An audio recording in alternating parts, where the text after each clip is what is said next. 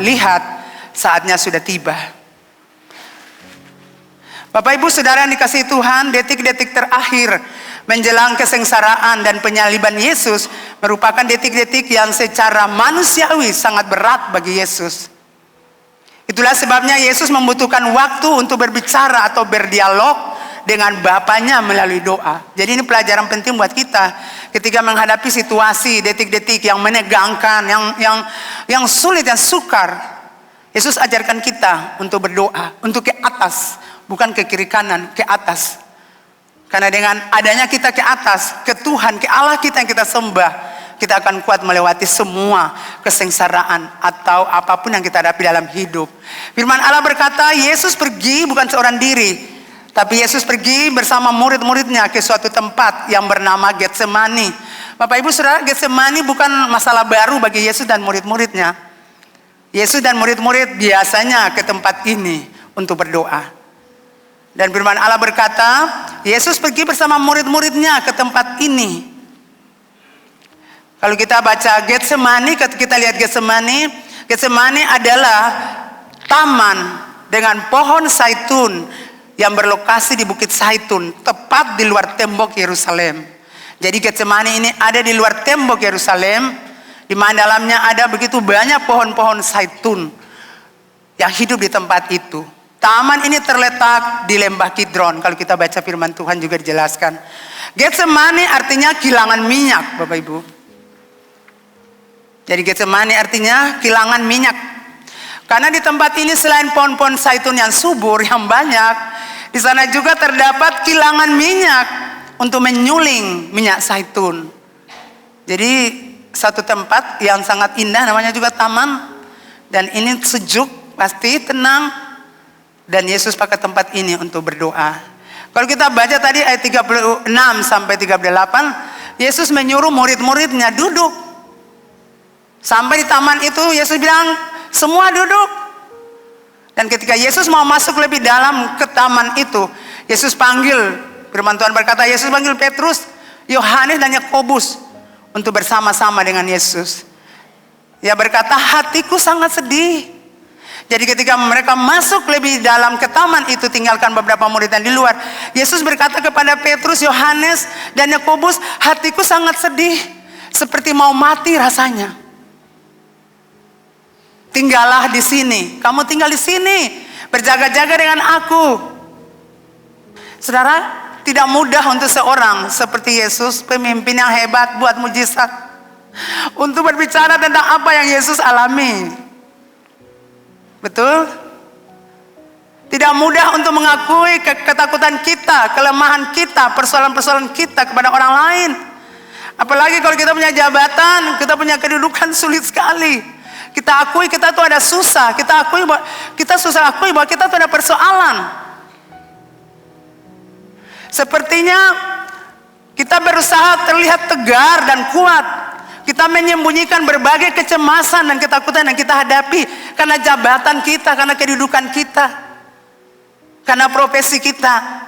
Kita tutupi semuanya, kita sembunyikan supaya orang berkata, orang itu kuat, orang itu tegar. Sepertinya tidak ada persoalan dapat menjatuhkan dia, Kita tutup diri kita karena kita tidak ingin orang tahu kita lemah dan kita kerdil. Banyak orang susah, saudara mau bilang persoalannya tuh susah. Ya, kalau saya berpikir sederhana saja, tinggal saya bikin saya suka, nanti ada waktu, lalu saya telepon, tolong berdoa perbeta, ada masalah ada. Jadi Bapak Ibu Saudara yang kekasih, berbeda dengan Tuhan Yesus. Tuhan itu Tuhan dan ada di bumi, dia manusia 100%. Tapi Bapak Ibu, Yesus menunjukkan caranya bagaimana dia berbicara dengan murid-muridnya yang selalu setiap saat ada. Dia tidak sembunyikan persoalannya, dia tidak sembunyikan masalahnya, dia tidak sembunyikan persoalan isi hatinya. Dia jujur, dia mau berbicara. Betul Bapak Ibu? Kita tahu para murid itu menjadi saksi. Mereka menjadi saksi bagaimana Yesus berjalan dari satu desa ke kota, dari satu desa ke desa lain, kota ke kota lain. Siang kita lihat itu, pagi benar sampai malam Yesus terus beraktivitas dengan murid-muridnya. Mereka menyaksikan mujizat-mujizat supranatural. Bagaimana Yesus bangkitkan orang mati, bagaimana sembuhkan orang sakit, buta melihat, timpang berjalan, lumpuh disembuhkan, kusta sembuh. Mereka saksi hidup bagaimana Yesus melakukan perkara-perkara supranatural. Mujizat-mujizat supranatural yang Yesus kerjakan. Berbeda dengan orang Farisi dan ahli Taurat yang berbicara tapi tidak punya kuasa, tidak punya power. Tidak punya kuasa untuk menyembuhkan, tidak punya kuasa untuk mengubah orang. Gitu. Karena kerjanya cuma lihat Yesus ini. Yesus mau bikin apa nih? Yesus mau bikin apa ini? Lalu timbul kebencian dalam diri untuk menentang Yesus. Tetapi Bapak Ibu Saudara yang kekasih dalam Tuhan, pada malam itu sebelum Yesus ditangkap, Ia menunjukkan sisi kemanusiaannya dengan sangat jelas di Taman Getsemani. Di sana Ia mengalami kegentaran dan kepedihan, bahkan sampai firman Allah berkata berpeluh darah dalam doanya. Lukas 22 ayat 44 mencatat itu. Ia sangat ketakutan, makin bersungguh-sungguh berdoa. Peluhnya menjadi seperti titik-titik darah yang bertetesan ke tanah. Dan murid-murid melihat itu. Jadi pelajaran penting buat kita, siapapun kita, kalau kita punya persoalan, mari kita ngomong. Jangan kita berdiam diri, tidak bilang masalah kita, lalu kita merasa seperti kita tuh kuat dan hebat. Sekuat-kuatnya kita, sehebat-sehebatnya kita, satu saat kita juga akan rapuh. Kita perlu orang untuk menolong, kita perlu orang yang tepat untuk bicarakan isi hati kita. Orang-orang yang tepat, saudara, orang-orang rohani, orang-orang takut Tuhan. Di sana Yesus mengalami kegentaran, kepedihan, bahkan sampai berpeluh darah dalam doanya. Dan Yesus akui kepada Petrus, Yohanes, Yakobus. Yesus bilang, jangan dong pi jauh-jauh, dulu di sini sambil dong berdoa. Dan beta akan masuk lagi ke dalam untuk berdoa. Beta akan lanjut lagi ke dalam. Saudara, kadang kita harus ada di Taman Getsemani seorang diri. Tidak ada orang dengan kita. Mungkin ada banyak teman-teman kita. Tetapi ada masa di mana Anda harus berjuang. Masuk dalam taman itu seorang diri. Anda harus ada di sana. Seorang diri, tidak ada suami, tidak ada istri Anda atau teman-teman karib Anda. Anda harus masuk dalam taman itu untuk menangis, berseru, berteriak dan minta tolong sama Tuhan. Ini pelajaran buat kita semua. Yesus tinggalkan murid-murid yang berapa di luar, yang ini bisa saja. Tidak semua murid sama, saudara. Jadi Yesus tahu orang mana yang bisa dibawa untuk ada bersama dengan dia dalam masa sulit dan sukar. Karena tidak semua orang yang ada pada kita baik pada kita. Masa tersulit itu susah cari orang yang baik, cari teman yang sejati, sangat sulit, saudara. Tapi memang kenyataan harus demikian. Ada masa di mana Anda harus berpisah dari keluarga Anda, berpisah dari teman-teman karib Anda, dan Anda harus buat perjalanan masuk ke Taman Getsemani. Anda harus berdoa, Anda harus berteriak, Anda harus minta tolong sama Tuhan. Mungkin masalah suami atau istri, anak-anak, saudara-saudara, adik kakak, tetangga-tetangga yang membuat Anda mengalami detik-detik penderitaan. Anda harus asingkan diri untuk datang kepada Tuhan. Saya pikir kita berdoa belum sampai seperti gini, saudara. Kita masih berdoa tingkat rendah. Itulah sebabnya Bapak Ibu, mari kita belajar dari Tuhan.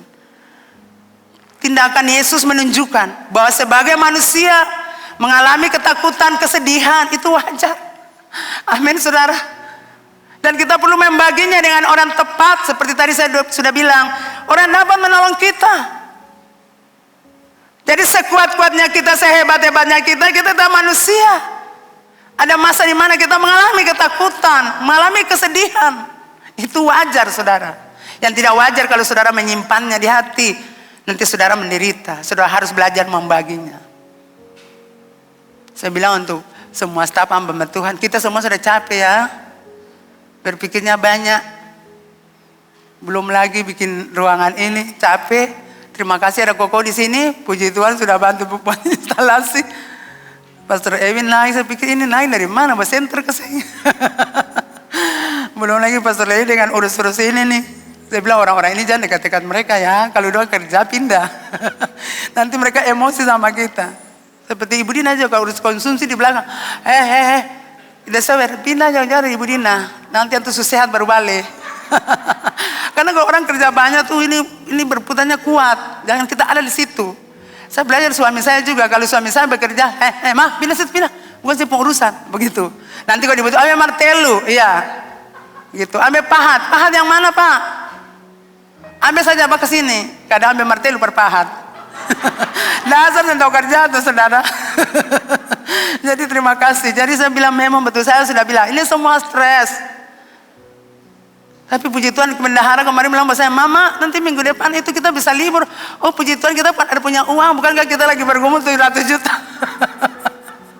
Saya bilang betul juga, kita perlu apa? Kita perlu refreshing saudara, supaya saraf-saraf kita ini yang tegang-tegang itu semuanya bisa setel bagus. Nanti kita ajar saudara, kita marah saudara terus. Jangan pergi jauh-jauh, sekitar sini saja makan dulu jadi tapak kuda atau di itu ya murah-murah lah, murah meriah. Yang belinya lihat kantor ini, kita pergi ke laut air masing, air laut. Iya. Oke, puji Tuhan. Tapi puji Tuhan besok kita akan acara ya. Saya harap semua jemaat datang. Kita harus bergembira. Iya, jadi saya harap besok kita semua ada di sini. Kita senang, kita keluarga. Kita keluarga saudara. Iya, saya bilang Mbak Tuhan kita perlu buat jemaat ini senang. Kasih jalan kaki Mama, yang bisa lah kalau urus-urus lain. Sudah bikin di muka aja, tali rotan di muka. Saya Mama ke itu nasihat. Oh iya bagus, pergi cek dan siapa. Orang harus pergi refreshing. Amin. Bapak Ibu diberkati, jangan susah ada makanan. Ada juga apa lagi? Es. Rujak nanti beli di sana, masing-masing tanggung sendiri. Amin. Saya bersuka cita saudara, lihat saudara, puji Tuhan. Nah Bapak Ibu saudara, firman Tuhan berkata dalam ayat 38, hatiku sangat sedih, seperti mau mati rasanya. Saya tadi pagi saudara saya duduk, saya bilang Tuhan kenapa Tuhan hati sedih? Gitu, kenapa Tuhan hati sedih? Sampai rasa itu mau mati. Tuhan bicara buat saya saudara, karena perpisahan dengan orang-orang yang saya cintai. Karena perpisahan dengan orang-orang yang saya kasihi. Itulah murid-murid. Selama 3-2 tahun saya berjalan bersama mereka. Saya latih mereka, saya ajarkan mereka. Saya kasih pelajaran bagi mereka. Jadi ini satu kesedihan yang dalam.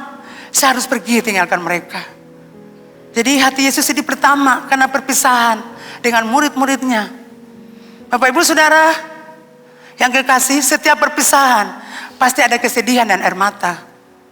Ya, setiap perpisahan pasti ada kesedihan dan air mata. Sebelah iya betul Tuhan. Sekarang ini banyak anak-anak itu menangis. Karena apa saudara? Berpisah dengan orang tua. Anak-anak itu banyak menangis. Karena apa? Berpisah dengan orang tua. Karena mungkin orang tuanya meninggal, mama papanya meninggal. Tapi juga karena mama papanya bercerai. Entah juga berpisah dengan suami, akhirnya istri-istri juga sedih. Ada kesedihan dalam di hati istri-istri yang diceraikan oleh suami dan menyaksikan bagaimana suami menikah dan punya anak-anak, itu juga kesedihan. Juga suami-suami sedih ketika istri-istrinya pergi menikah lagi dengan orang lain tanpa perceraian. Kemudian pacar-pacar Anda juga berpisah dengan pacar-pacar yang Anda kasihi karena mungkin pacar Anda putusin Anda. Atau karena pacar Anda itu tiba-tiba meninggal. Saya harap di sini tidak ada ya, amin. Itu namanya perpisahan, tetap kita sedih, saudara. Kesedihan dan air mata bahkan sampai bertahun-tahun dan sulit untuk dilupakan. Kita tanya anak-anak kita yang orang tuanya meninggal. Kalau kita tanya, air mata mereka selalu menetes. Itu tandanya air mata, kesedihan itu ada di hati mereka. Atau kedua orang tua meninggal, itu yang lebih parah. Kalau kita tanya gimana, mereka akan punya air mata itu jatuh sendiri. Karena perpisahan. Selalu saudara, ada kesedihan dan air mata di sana. Sampai bertahun-tahun. Di area hati kita yang dalam itu tersimpan air mata, kesedihan. Dan penyesalan panjang. Mengapa semua ini terjadi? Mengapa mama saya bercerai? Mengapa bapak saya bercerai dan mama? Mengapa saya akhir perceraian ini saya tinggal dengan oma, kakak saya tinggal dengan tante, adik saya yang nomor 4 tinggal di kampung, yang ini pindah lagi ke daerah lain. Itu setiap perpisahan tetap ada air mata. Saudara, waktu saya tulis ini saya sedih. Seseorang telepon saya paling benci mama saya. Waktu perceraian papa saya merindukan mama saya itu jaga saya. Mama saya jangan menikah lagi, jaga saya.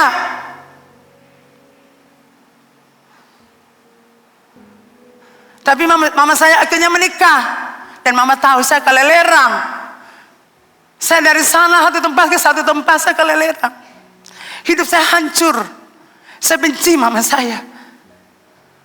Mama saya punya adik 2. Tapi saya sakit dengan mereka. Saya sepertinya bicara baik, tapi mereka tidak suka saya. Kalau saya datang ke rumahnya, mereka berkata pergi. Kau boleh makan tapi cepat-cepat pergi. Itu yang terjadi, saudara. Yang saya harapkan mama saya menikah. Sekarang dia punya persoalan lagi. Dia menikah lagi. Dia tidak menikah, ya selingkuh lagi. Dan saya bilang buat dia, kami mengulangi mama kamu punya perbuatan. Bukan kamu berkata buat saya bahwa kamu benci mamamu. Saya tidak mau dia menikah, tapi dia menikah. Itu yang timbul kebencian di hati saya. Saya mau dia jaga saya, sekolahkan saya. Sampai selesai saya kuliah. Akhirnya saya hancur hidup. Dan saya bilang, kamu jangan ulangi untuk anak-anakmu. Jangan ulangi lagi perbuatan itu. Kamu sudah didoakan, sudah terima Yesus, sudah pelayanan pelepasan. Jangan lagi. Itu suaramu yang dulu, itu ada pada anak-anakmu. Mama jangan pergi. Mama jangan kawin, mama. Mama jangan selingkuh, mama. Jaga katong. Jadi sambil saya buat ini, saudara, tadi pagi saya sedih. Itu yang Tuhan bilang buat saya, itu pertama perpisahan. Selalu kesedihan dan air mata ada di hati. Amin, Bapak Ibu. Saya berharap pertahankan rumah tangga Bapak Ibu. Saya selalu berdoa supaya rumah tangga Bapak Ibu itu dalam lingkup kasih Tuhan. Bertahan saja. Sekalipun banyak goncangan. Karena Anda yang memilih suami Anda. Kecuali Anda tanya Tuhan seperti saya. Tuhan, saya punya suami yang mana? Tulang rusuk yang mana? Jadi apapun terjadi saya telah belajar terima. Karena itu saya minta dari Tuhan. Karena dulu Anda tidak mengenal Tuhan. Anda kawin suka-suka. Sesuka siapa sama mau suka. Akhirnya sekarang Anda harus bertahan. Ibu-ibu harus banyak berdoa. Jaga pernikahan Anda. Terima suami Anda, lain dia dengan baik. Jangan pergi. Amin. Yang anak-anakmu sudah besar. Saya bilang untuk beberapa ibu, anakmu belum bisa ngomong. Saya pergi ke tukang cuci ini, tukang gunting rambut. Saya jarang-jarang ke salonnya. Saya biasa suruh Mama Oli gunting saya punya rambut. Hari itu saya pergi, ada 2 anak laki perempuan. Mamanya gunting rambut. Saya bilang, kamu bagaimana dengan suamimu? Kami punya masalah, mau sudah cerai. Lalu anak-anak saya di sini jaga saya 2. Saya bilang, kamu tidak boleh pacaran. Apalagi bawa laki-laki di rumah ini. Anak-anakmu menyaksikan. Itu anak-anakmu tidak bisa berbicara. Karena mereka masih kecil. Kamu tunggu mereka besar. Mereka akan lari narkoba, seks bebas, minum mabuk. Dan Anda akan kalang kabut bina mereka. Saya bilang, bawa anak-anakmu di gereja saya jamin mereka akan baik-baik. Lalu Anda mulai cari Tuhan. Jangan Anda gantikan posisi bapak Anda, posisi suami selingkuhan Anda untuk menggantikan posisi bapak mereka. Mereka sudah terluka, jangan kamu lukai hati mereka lagi. Mereka sudah kehilangan papa, itu satu kesakitan yang dalam, kesedihan yang dalam. Jangan kamu mau laki-laki lain menduduki posisi bapak mereka. Izinkan mereka bertumbuh baik. Izinkan mereka bertumbuh dulu. Biarkan mereka rasa kasih sayangmu sebagai mama dan sekaligus bapak buat anak-anakmu. Jangan hancurkan hidup mereka. Jangan hancurkan masa depan mereka. Bina mereka, bawa mereka di gereja saya.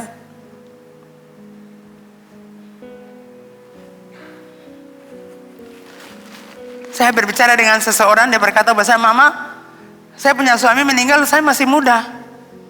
Tapi setiap kali saya ingin kalau saya mau kawin kan orang luar negeri, lalu Saya berpikir, apakah suami saya itu bisa menerima anak saya? Apakah dia bisa buat saya bahagia seperti yang pernah suami saya buat? Tapi akhirnya mama, puji Tuhan, seberjuang keras untuk matikan keinginan saya. Dan sampai saat ini saya tidak menikah. Saya jaga anak saya. Dia sudah selesai, sudah kuliah. Saya mau bilang untuk wanita ini luar biasa. Kamu itu wanita hebat. Bisa berdiri. Bisa kuat. Jadi ini untuk kita semua, Bapak Ibu Saudara. Perpisahan dengan mama papa itu membawa luka dalam di hati anak-anak. Kalau kamu sudah menikah yang baru, pelihara anak-anakmu yang kau tinggalkan itu. Rawat mereka. Kalau tidak, iblis cari mereka untuk hancurkan. Jadi setiap perpisahan selalu membekas di hati. Ada air mata yang dalam, ada kesedihan yang dalam. Dan bukan 1-2 hari, dan bukan 1-2 tahun. Itu akan bertahun-tahun. Kalau luka itu tidak diobati. Karena hanya bisa mengobati luka mereka adalah kasih Kristus, kasih agape, yang akan mengalir menembusi hati mereka yang hancur terkoyak, untuk memulihkan mereka secara perlahan-lahan, untuk bangkit dan berdiri. Amin Bapak Ibu. Bapak Ibu diberkati. Jadi saya harap Bapak Ibu Saudara pertahankan rumah tanggamu. Jangan ada perceraian. Kalau Anda pernah gagal 1 kali, stop sudah. Jangan ulangi. Anak-anakmu belum bisa bicara karena mereka masih kecil. Dan mereka dalam asuhan orang tua. Tidak mungkin mereka ngomong. Tapi ada waktu mereka akan ngomong. Mereka akan ungkapkan semuanya di hati mereka. Jangan Bapak Ibu Saudara pikir mereka diam. Mereka tidak diam. Ada kepahitan, ada air mata mengalir. Kenapa mama saya begini? Kenapa papa saya begini? Itu yang terjadi. Jadi perpisahan ini yang membuat Yesus merasa sedih. Saya percaya ibu-ibu di sini juga banyak merasa sedih karena perpisahan, karena perceraian. Anak-anak juga saya percaya, anak muda banyak menangis kesedihan karena menyaksikan papa dan mama bercerai, menyaksikan perpisahan itu. Tapi saya percaya kalau Anda tetap ada di gereja ini, kasih Bapa, cinta agape akan mengalir di hatimu, mengobati luka hati yang terkoyak. Engkau akan menemukan satu pribadi, yaitu Tuhan Yesus Kristus, sebagai Bapa, sebagai ibu, sebagai sahabat, sebagai suami bagi engkau. Amin. Ya, jangan engkau keluar dari kasih karunia Tuhan, supaya engkau tetap terlindungi, terbungkusi dengan darah Tuhan, dan engkau punya masa depan. Amin. Engkau betul-betul menjadi pemimpin di masa kini dan seterusnya masa depan. Nah, Bapak Ibu Saudara, yang kedua, mengapa Yesus harus sedih? Karena Yesus tahu di antara orang-orang Yesus cintai ada orang yang mengkhianatinya. Saya catat di sini Petrus. Yesus tahu Petrus akan menyangkal Yesus. Makanya waktu masuk, saya percaya waktu masuk di dalam Taman Getsemani, waktu Petrus dibawa, saya percaya Yesus paling sedih. Saya percaya Yesus mau bilang, Petrus, sesudah mujizat-mujizat tuh. Saya bicara kalau beta masuk penjara, saya masuk ganti beta. Kalau beta dibunuh, saya mau ganti beta. Tapi Petrus tidak tahu, Yesus sudah tahu bahwa Tuhan Yesus tahu ke depan dia akan menyangkal aku. Yang ketiga, Yesus tahu Yudas akan mengkhianatinya dan menjualnya. Dan yang keempat, Bapak Ibu, ini yang lebih luar biasa lagi. Yesus tahu upah dosa itu sangat mengerikan, yaitu maut. Sampai selama-lamanya, Roma 6 ayat 23, upah dosa itu maut. Yesus melihat sendiri bagaimana manusia jatuh dalam dosa dan terkena murka Allah. Dan maut adalah kebinasaan kekal. Jadi Yesus sendiri menyaksikan bagaimana murka Allah turun untuk orang-orang jahat. Murka Allah turun akibat orang-orang itu hidup dalam dosa. Karena upah dosa itulah maut, keterpisahan dengan Allah untuk selama-lamanya. Dan karena kita terpisah dari Allah, tempat kita tetap di neraka. Dan maut adalah kebinasaan kekal, hidup kekal bagi kita. Nah, apa yang dilakukan manusia saat diperhamba oleh dosa? Itu sudah tidak mampu lagi. Ya, mereka sudah tidak mampu lagi mengenal kebenaran karena hidupnya sudah dibutakan oleh dosa. Jadi saya mau bilang, jangan lagi mau diperhamba dosa. Kita sudah dilepaskan dari perbudakan dosa. Kita sudah dibeli dengan darah Tuhan Yesus. Jangan kita mau diperhamba lagi. Jangan kita mau keluar dari kebenaran. Ini kasih karunia saja. Saya tahu Bapak Ibu ada di gereja kasih karunia juga hanya karena kasih karunia. Bapak Ibu dibawa di sini untuk mengenal kebenaran. Supaya kami ajar Bapak Ibu saudara tentang kebenaran. Tentang firman Tuhan. Kami tidak bicara bual-bual ya Bapak Ibu. Bohong-bohong tidak. Kami bicara kebenaran. Apa yang Tuhan sampaikan buat kami sampaikan. Karena kami tahu Tuhan mau Bapak Ibu saudara jangan diperhamba dosa lagi. Karena dosa itu membuat Anda mengalami kematian kekal, kebinasaan kekal. Kalau Anda terus-terus buat dosa, murka Allah akan jatuh. Hukuman Allah akan jatuh siapapun Anda. Nah, Bapak Ibu saudara ayat 39. Yesus berkata, biarlah cawan ini lalu daripadaku. Ia maju sedikit dan berdoa katanya, ya Bapakku, jikalau sekiranya mungkin biarlah cawan ini lalu daripadaku. Tapi jangan seperti yang aku kehendaki, melainkan Bapa kehendaki. Bapak Ibu, cawan dalam Alkitab merupakan kiasan dan berkat Allah. Kiasan dari berkat Allah. Jadi kalau kita bilang cawan, itu kiasan dari berkat Allah. Mazmur 23 ayat 5 juga kita baca di situ. Mazmur 23 ayat 5, engkau menyediakan hidangan bagiku. Dan kita lihat yang terakhir, pialaku penuh melimpah. Artinya ini melambangkan berkat. Tapi kita lihat di Mazmur 75 ayat 9. Sebab sebuah piala ada di tangan Tuhan, berisi anggur berbuih, penuh campuran bumbu. Ia menuang dari situ, sungguh ampasnya akan dihirup dan diminum oleh semua orang fasik di muka bumi. Orang-orang jahat, orang fasik akan menerima piala cawan yang berisi murka Allah. Jadi dalam Alkitab merupakan kiasan dari berkat dan dari kutuk. Kalau Mazmur 23 itu berbicara tentang berkat. Pialaku penuh melimpah, berkat ada di situ. Tetapi kalau dalam Mazmur 75 ayat 9 itu berbicara tentang murka Allah yang akan jatuh. Jadi cawan dikatakan Yesus di sini dihubungkan atau dikaitkan dengan murka Allah yang akan ditimpakan kepada Yesus pada saat Yesus menanggung dosa umat manusia. Bapak Ibu Saudara, pada masa itu cawan digunakan. Pada masa itu cawan yang digunakan dalam perjamuan Paskah adalah cawan yang besar. Jadi bukan kecil-kecil seperti kita punya. Cawan besar dulu juga awal juga kita punya cawan yang besar. Nah, cawan itu dipakai bergantian. Jadi pada cawan itu ketika tiba di tangan seseorang, orang itu akan minum sampai selesai. Sudah selesai semua, baru diisi lagi kembali, lalu dikasih lagi buat orang lain. Seterusnya begitu. Jadi pada saat cawan itu tiba di tangan orang, orang itu harus minum. Dan Bapak Ibu sudah tahu, isi cawan itu sampai habis, tidak boleh ada tersisa. Minum sampai selesai. Isi kembali, berikan per orang lain di sebelah. Tapi Bapak Ibu tahu di dasar cawan itu sering ada ampas yang pahit. Dan ampas itu harus juga diminum. Enggak tahu minum setengah-setengah aja tuh kalau supaya pahit saya mau minum. Tapi saudara tahu bagian bawah itu ampas ada. Jadi orang harus minum semuanya dengan pahit-pahitnya. Saudara tahu Yesus berdoa, biarlah cawan ini berlalu daripadaku. Tapi jangan kehendakku, tapi biar kehendak Bapa. Artinya kalau aku harus meminum cawan itu karena Bapa kehendaki, maka biarlah aku meminumnya sampai habis Bapa.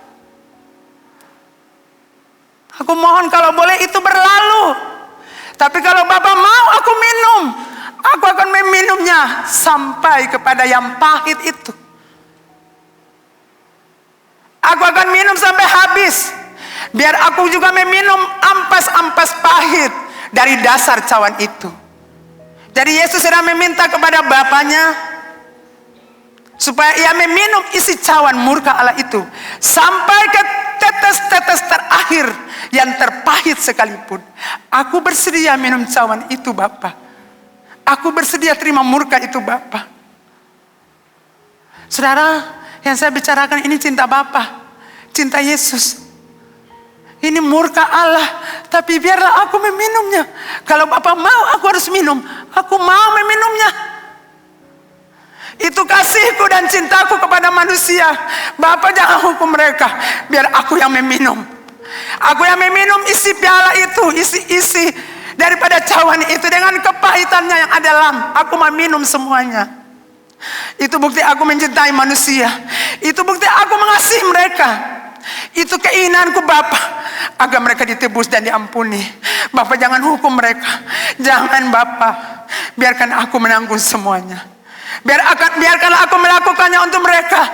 Biarkan aku melakukannya untuk jemaat hidup Ambon. Karena untuk itulah aku datang ke dalam dunia. Aku menerimanya Bapa. Bapak Ibu Saudara yang kasih Tuhan, saya waktu tulis catatan ini tadi pagi, hadirat saya turun memenuhi saya. Saya menangis sejak saya tidak tidur sampai pagi. Tidak, saya mandi langsung datang. Tapi hadirat Tuhan turun memenuhi saya. Saya duduk dan saya menyembah Tuhan. Saya berbicara sama Tuhan. Terima kasih Tuhan, karena Engkau mengasihi saya. Seharusnya murka itu saya terima, tapi Bapak terima ganti saya. Amin Bapak Ibu. Saya harap kita tidak masuk perjamuan kudus dengan biasa dan rutin. Anda harus memaknai perjamuan kudus. Saya menangis sejadi-jadinya saudara. Dan saya tahu Tuhan datang buat saya di pagi hari itu. Jadi Bapak di surga harus memutuskan. Bapak di surga ada di surga, Allah ada di surga. Tapi ini manusia berdosa dan murka Allah ada di atas mereka. Dan ini anaknya yang dikasihinya. Ini manusia berdosa, murka Allah sudah turun, hukuman Allah sudah mau turun ini. Tapi di sini anak yang dia kasihi. Allah Bapa harus memutuskan. Manusia menderita karena perbuatan dosa dapat hukuman apa murka, atau murka itu diambil dan serahkan untuk anaknya yang dia kasihi. Saya merenungkan bapak-bapak tadi pagi. Bisakah bapak-bapak berdiri? Ini orang-orang jahat. Ini anak bapak yang baik. Anak dengar-dengaran di rumah. Anak yang rendah hati. Anak yang mengasihi Tuhan. Anak-anak itu cari Tuhan. Anak-anak itu suka berdoa. Tidak pernah hubungan dengan apa? Minum mabuk, narkoba. Tidak pernah berhubungan dengan judi atau segala macam hal. Ini orang kejahatan. Semua dosa ada di sini. Bisakah bapak bayangkan? Bapak-bapak memutuskan mana? Mau hukum ini anakkah? Atau membela bapak punya anak? Saya percaya itu sulit. Amin Bapak Ibu. Ini orang kejahatan. Ini anak saya, anak baik. Saya harus putuskan. Dia dapat hukuman ini siapa? Karena saya jahat, saya dapat hukuman. Dia punya anak baik, dia tidak perlu dapat hukuman. Ini sulit untuk ini. Bapa di surga, Allah kita di surga harus memutuskan. Biarkan manusia menderita karena perbuatan dosa atau menimpakan dosa itu kepada anaknya, anak tunggal, anak yang dikasihinya. Saya percaya kalau Carlo masalah dengan orang, Mama Elsa akan berdiri. Biar Carlo tuh itu akan berdiri. Papa Mario juga begitu, akan berdiri untuk anak-anaknya, untuk Joshua atau Keisha akan berdiri. Beta pun anak yang salah, hukum yang sana. Beta pun anak benar, dia tidak salah. Tapi saudara lihat, Bapa di surga berbeda. Amin Bapak Ibu. Bapa di surga harus putuskan. Beta pun anak beta kasih, beta pun anak beta cintai. Tapi saudara tahu Yesus tadi bilang, Bapak, kalau beta harus minum akang, Bapak kalau beta dapat murka itu biar beta sudah. Jangan Bapak musnahkan manusia. Karena Bapak sudah kirim beta ke dunia ini. Beta jadi manusia 100%. Biarlah hukuman itu jatuh buat beta. Jangan kepada manusia. Bukankah kita dua sudah bersepakat di surga dari semula, bahwa manusia ini harus diselamatkan, bahwa manusia ini harus berdamai dengan Bapa. Dan Bapa sudah kirim aku ke dunia. Aku sekarang udah di dunia Bapa. Kalau Bapak kehendaki aku harus minum cawan ini. Kalau Bapak kehendaki aku harus menerima murka ini. Biarkan aku Bapak. Aku sayang manusia seperti Bapak sayang mereka. Bukti kasih Bapak turunkan saya dari surga turun ke dunia. Dan aku tahu Bapak sayang manusia. Bapak sayang manusia. Itulah sebabnya Bapak kirim saya ke dunia. Biarkan saya menanggung hukuman itu. Kita berdua sudah sepakat di surga Bapak. Bapak kirim saya punya tujuan itu. Itu misi yang saya bawa ke dunia.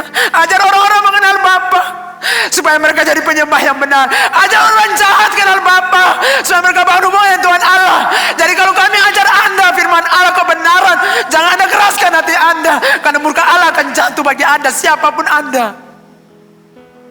Amin Bapak Ibu. Yesus berdiri dan berkata, Bapa, beta sudah Bapa. Jangan manusia, berikan mereka hidup, biarkan mereka hidup, berikan mereka kesempatan untuk berubah, berikan mereka kesempatan untuk bertobat. Dan itu yang kami selalu teriakan di gereja ini. Tuhan Allah, jangan ambil dondolo, jangan siksa Tuhan, kasih mereka kesempatan hidup. Mungkin dengan demikian mereka bertobat dan berubah. Amin Bapak Ibu. Dalam perjanjian lama murka Allah dinyatakan dalam berbagai bentuk. Dan Alkitab memberikan gambaran yang menakutkan dan mengerikan tentang murka Allah. Dalam Mazmur 10 ayat 8 berkata, lalu goyang dan goncanglah bumi, dan dasar-dasar gunung gemetar dan goyang oleh karena menyala-nyala murka Allah. Berapa kali gempa bumi di Ambon saudara? Goyang tanah nih, goyang bangunan-bangunan. Ada yang runtuh dan sebagainya. Saudara lihat, itu murka Allah. Tapi kita sudah lihat murka Allah, kita tidak pernah bertobat. Betul, kita tidak pernah bertobat. Kita anggap itu biasa saja, itu enteng. Ayub pasal 16 ayat 9 berkata, murkanya menerkam dan memusuhi aku, yang menggertakkan giginya terhadap aku. Lawanku memandang aku dengan mata yang berapi-api, murkanya menerkam dan memusuhi aku. Saudara, kalau murka Tuhan jatuh, Anda itu musuh Tuhan.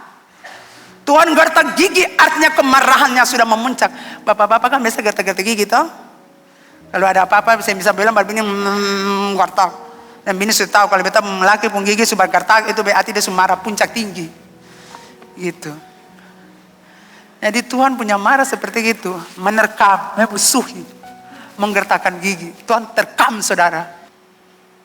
Ulangan 31 ayat 17. Ini bicara tentang murka Allah Bapak Ibu. Jadi catat tadi ya. Yesaya 54 ayat 8. Itu nanti Bapak Ibu pulang di rumah, baru Bapak Ibu baca. Itu murka Allah yang akan dijatuhkan kepada manusia ketika manusia itu hidup berdosa. Ya oke, nanti di rumah Bapak Ibu baca. Nah Bapak Ibu saudara, jangan anggap enteng atau remeh murka Allah. Setiap kali Bapak Ibu saudara berbuat dosa dan tidak mau percaya Tuhan, Anda akan ditimpa murka yang mengerikan. Saya harap Bapak Ibu percaya Tuhan. Dalam segala nanti Tuhan, dan percaya bahwa Tuhan akan menolong Anda. Anda tidak boleh keluar. Anda harus tunggu waktu Tuhan. Anda harus banyak berdoa. Tadi Tuhan bilang untuk Petrus, berdoalah dan berjaga-jagalah dan berdoalah. Doa itu ya Bapak Ibu saudara akan menjawab setiap persoalan Bapak Ibu. Kalau tidak berdoa bagaimana lihat mujizat? Anda harus berdoa. Apapun terjadi berdoalah. Seseorang datang kepada saya, telepon saya, Mama kita bisa pinjam Mama uang berapa rupiah? Untuk apa? Saya minta pinjam beta teman punya uang. Lalu beta suruh ambil gaji bawa perpuluhan. Anak punya acara lagi di mana tuh? Bikin acara ulang tahun. Sekarang teman datang mau ambil dia uang, beta bilang sabar. Nanti bulan berikut. Dia marah beta. Saya mau bilang bahwa saudara, sampai kapan saudara utang sana utang sini? Saudara tidak capek? Halo? Tidak capek kah? Saya bilang kamu tuh harus belajar untuk berdoa. Belajar berdoa lalu lihat mujizat Tuhan Allah.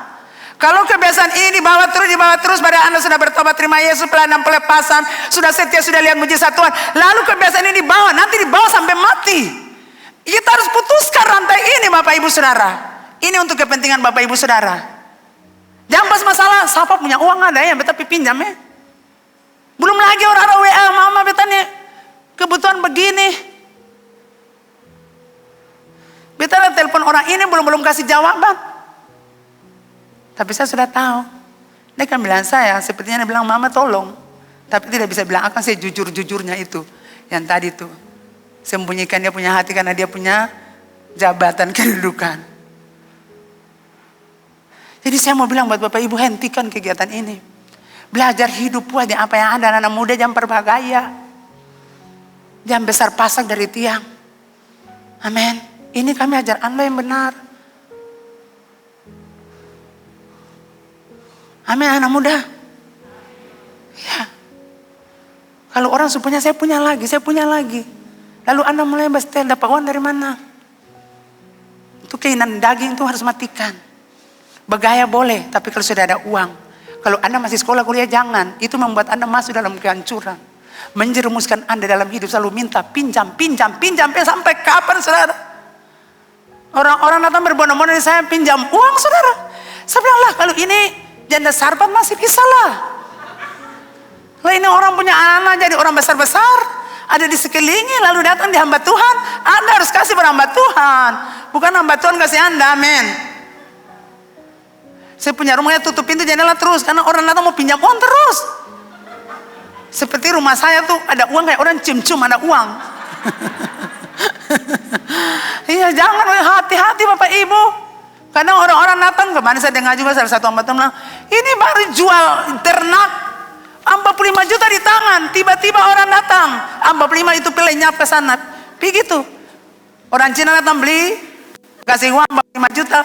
Orang datang bikin muka kasih yang hurt, 45 juta pergi sampai oras ini. Hati-hati saudara, orang-orang jahat tuh banyak. Bisa bikin lombo, saudara punya hati. Bisa bikin saudara punya hati tuh kayak lombo. Sampai saudara, aduh sayang. Padahal lupa kata ada piara ternak, ada sansara tuh. Ada angka kamu makanan setengah mati lah. Kasih akan orang kejahatan. Sebenarnya apa-apa sudah kasih saja, nanti jodoh ganti. Jangan, beta kalau orang datang begitu, beta punya gatal saudara. Beta akan tetap bilang minta maaf, beta tidak bantu karena beta punya uang cuma beta hidup saja. Sampai di situ. Kan kalau dulu saya mulai gargonsio, kasihan karena pas yang kasih pada dia. Tapi bilang saya taruh jati pindah sana. Tuhan saya suruh beta kasih, saya perintah beta para apa? Beta ini hambanya Tuhan, nanti Tuhan perintah lain saya kasih. Saya siapa setan? Saya iblis, saya kasih pada dia, bukan beta. Nah, makanya sekarang banyak orang dukun-dukun supaya dapat uang banyak. Lalu mulai kirim santet-santet. Orang tidur malam-malam, kirim tuyul-tuyul para ambil orang pun uang. Saudara tidak perlu bikin kaca banyak perjaga saudara pun uang. Tidak perlu bawakan di bar. Sisa mau beli beras, dan beli apa lagi rampa-rampa, dan beli kacang hijau. Itu saja, hitung-hitung akan baik-baik. Karena kalau akan ada di dompet banyak tuh, setan, yo Tuhan kasihan lah ya, saya kasihan. Jangan, kasihan tuh ada dua. Satu dari Tuhan Allah dan satu dari setan. Paling banyak tuh setan. Betul saudara, itu sangat. Itu betul Bapak Ibu, paling banyak setan. Jadi betul bilang saudara hati-hati. Siapapun dia jangan. Sewaktu-waktu kalau dia tukang pinjam jangan.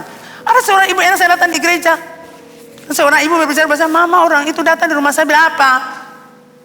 Saya dari Karya Hidup Ambon. Lalu bolehkah saya pinjam uang? Saya bilang Anda hati-hati ya, jangan pakai gereja ya. Itu Anda pun kebutuhan bukan gereja. Saya bilang tolong cek itu orang siapa yang datang di gereja untuk lihat orang kaya di sini. Dalam nama Yesus semua punya hati tertutup. Tertutup untuk belas kasihan setan. Tidak boleh kasih minyak uang setan-setan. Saya bersaksi itu mau pergi gereja. Seorang ibu datang. Tunjuk poros lapar. Ada beras 1 kilo per katong. Maka pun suami kasih. Suami saya tidak bilang-bilang. Khotbah sini saya bertahu. Kalau umpamanya bilang per saya tidak akan pernah kasih. Kan cuma 1 kilo. Saya harus makan itu. Wow. Jadi bini-bini kuat hati. Kuat hati, amin. Bilang pada hamba Tuhan punya istri juga. Kakak Cey, Mama Ellen, Mama Wamin.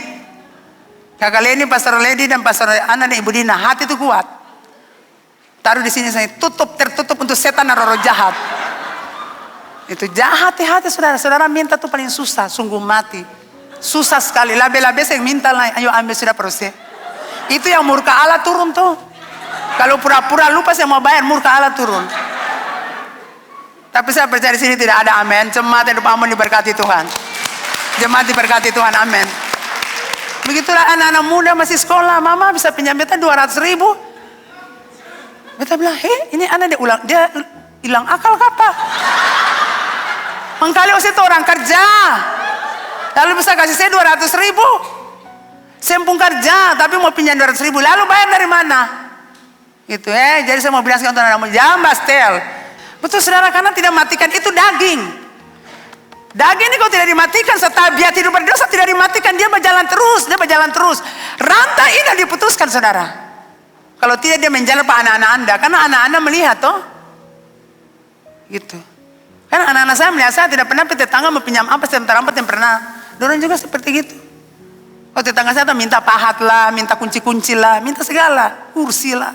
Tapi kami tidak pernah pergi minta sama mereka. Kami punya semua di rumah. Jadi saya harap Bapak Ibu Saudara, utang itu harus lunasakan. Kau ada teman di sebelah, bayar orang mau utang. Kalau saya dapat utang, saya harap sini tidak ada. Saya selalu berdoa, Tuhan berkati jemaat hidup Ambon. Mereka punya ternak-ternak. Saya kok dengar ternak-ternak yang di mana Ibu Dina? Iya, di Sempurna itu saya selalu berdoa, Tuhan berkati mereka, Tuhan mereka setia ibadah. Mereka punya ternak juga kemarin baru melahirkan, meninggal, mati lagi. Tapi itu luar biasa, mereka tidak sedih. Mereka bilang saya apa-apa, yang penting kau tetap setia ibadah. Wow, itu orang hebat. Terima kasih untuk orang-orang Sempurna, Bapak Agus, Bapak Eten, Bapak Anes. Mereka berjuang angkat makan itu juga susah, saudara, makanan ternak. Mereka berjuang, tapi waktu mereka punya itu ternak melahirkan karena 10 ekor, 15 semua mati. Tapi saya sudah janji Ibu Dina, saya akan datang berdoa di tempat itu. Karena saya rindu mereka diberkati. Nah Bapak Ibu Saudara yang kekasih, ada sebuah kisah. Pada suatu hari Dr. Sun Yat-sen duduk di balkon mengikuti sebuah kebaktian besar. Seperti acara KKR besar di kota Shanghai. Jadi menteri.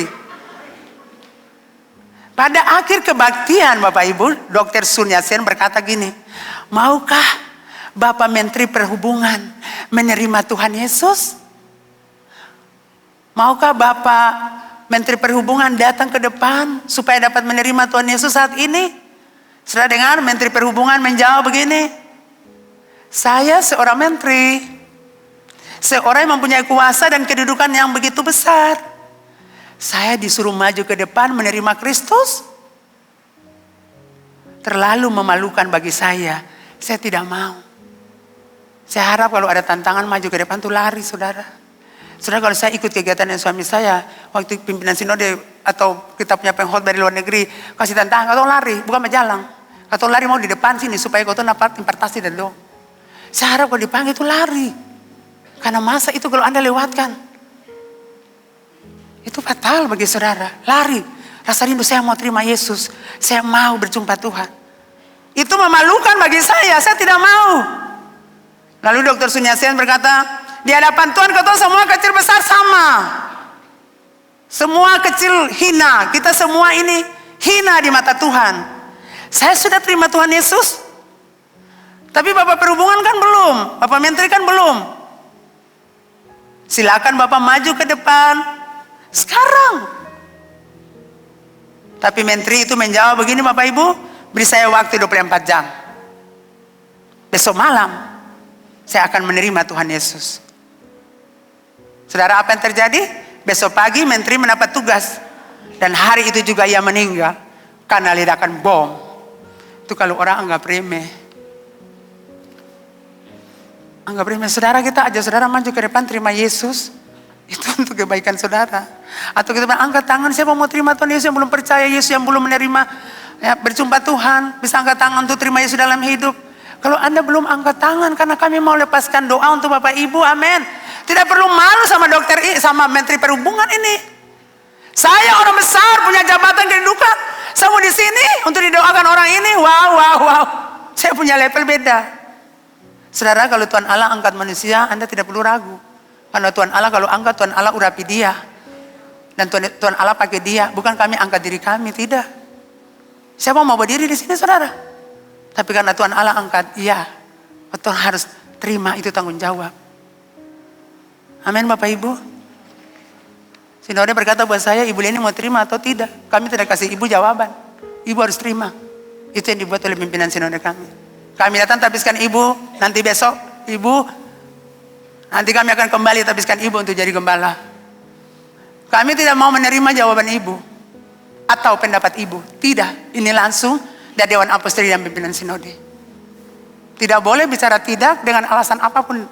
Harus terima. Itu kalau menurut pimpinan sinode kami. Karena mereka sudah doakan. Dan hasil jawaban itu. Tidak ada duduk sini lalu. Flori Niki Ulu, Florensa, Latuni, Dina Orion,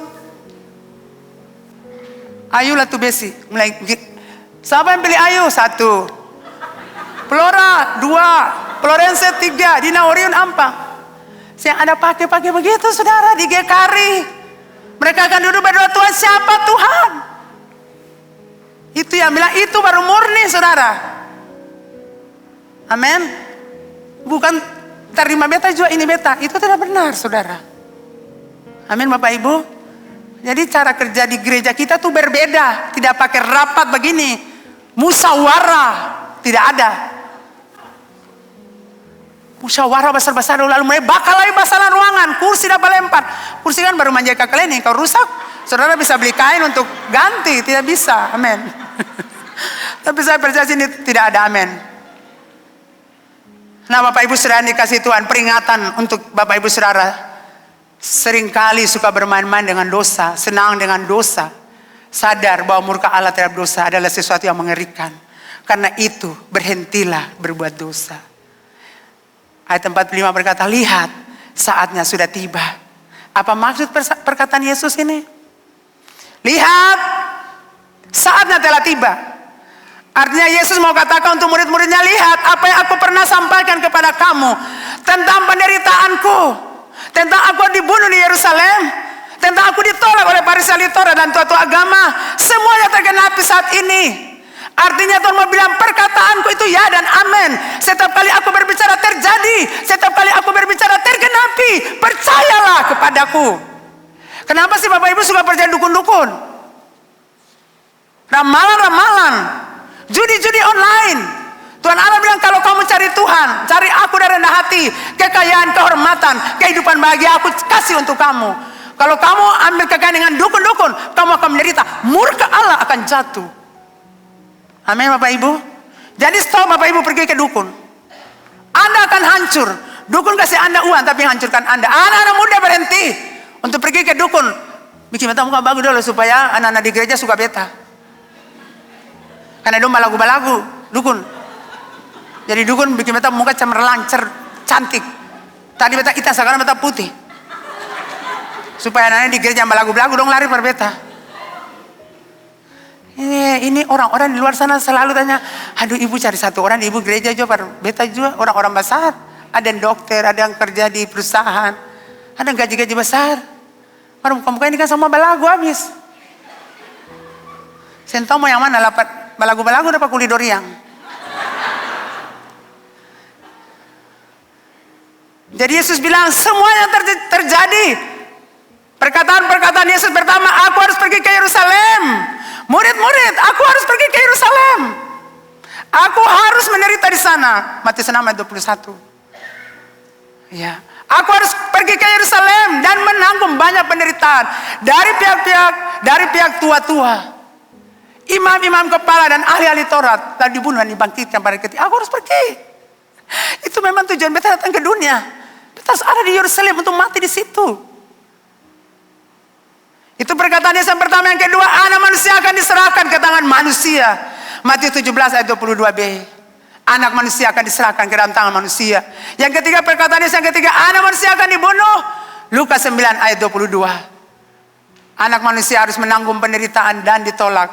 Dan bagian terakhir, dan dibunuh dan bangkit dari antara orang mati. Yang keempat, anak manusia akan bangkit pada hari ketiga. Dan itu semua terjadi. Semua berjalan sesuai dengan apa yang Yesus katakan. Semua terjadi sesuai apa yang Yesus katakan untuk murid-murid. Terjadi semuanya. Aku harus pergi ke Yerusalem. Aku akan berhadapan dengan penderitaan. Tua-tua, Farisi Torah menolak aku. Aku akan dibunuh. Tapi pada hari ketiga aku bangkit. Amin saudara. Nanti hari Minggu kita lihat kebangkitan Yesus. Yesus bangkit. Jadi firman Allah itu ya dan amin. Tolong Bapak Ibu jangan percaya dukun. Jangan percaya orang-orang tidak pernah ada di gereja ini. Percaya orang-orang ada di gereja ini karena kita dengar firman yang sama. Supaya kita lain-lain kasih kuat. Amin. Kalau Bapak Ibu rumah tangga ada di sini suami istri. Dengar baik-baik, lain kasih ngalahin. Mau makan bubur masalah dengan katok. Sayang masalah, yang penting jangan dukung mencari kekayaan. Itu menghancurkan Anda, murka Allah akan jatuh. Ayat 46, Yesus berkata, bangunlah, mari kita pergi. Yesus mau katakan untuk murid-muridnya, aku harus melewati proses penderitaan dan penyaliban ini. Karena inilah tujuan aku datang. Aku tidak akan lari, aku akan pergi. Walaupun mereka setiap saat lihat aku berkhotbah, mengajar di jalan-jalan Yerusalem, dari satu desa ke desa lain, kota ke kota lain. Mereka lihat aku mengajar di Bait Allah. Mereka tidak bisa menangkap aku. Tapi hari ini sudah genap apa yang aku lakukan. Ini waktuku yang sudah tiba di bumi, sudah selesai. Aku harus pergi menghadap mereka. Karena tujuanku datang. Aku harus berhadapan dengan mereka. Dan mereka akan membunuh aku. Dan aku akan bangkit kembali naik ke surga. Amin Bapak Ibu. Yesus berkata, dia menyerahkan, aku sudah dekat. Sudah tahu dia itu siapa? Dia adalah muridku. Dia adalah orang terdekat aku. Dia adalah orang baru makan semeja dengan aku dalam perjamuan. Dia itu orang yang hianati aku. Dia itu orang kompromi dengan orang-orang yang menyakiti dan memusuhi aku. Dia kompromi dengan mereka. Dia ada dengan aku tapi dia tidak mengasihi aku. Dia kompromi dengan orang yang jahat yang memusuhi dan membenci aku. Dia ada bersama dengan aku tapi tidak mengasihi aku. Dia itu orang menyerahkan aku kepada orang-orang jahat. Dia menjual aku, dia hianati aku. Dan dia akan datang. Dia akan datang. Mari kita pergi. Orang itu akan datang. Dia akan menyerahkan aku dengan sebuah ciuman. Miris bukan Bapak Ibu? Dan dia adalah Yudas yang selama ini bersama-sama dengan kita. Dia ada dengan kita. Kita baru makan perjamuan bersama dia. Kita baru saja selesai. Tapi dia menyerahkan aku dengan sebuah ciuman. Dia menyerahkan aku demi uang.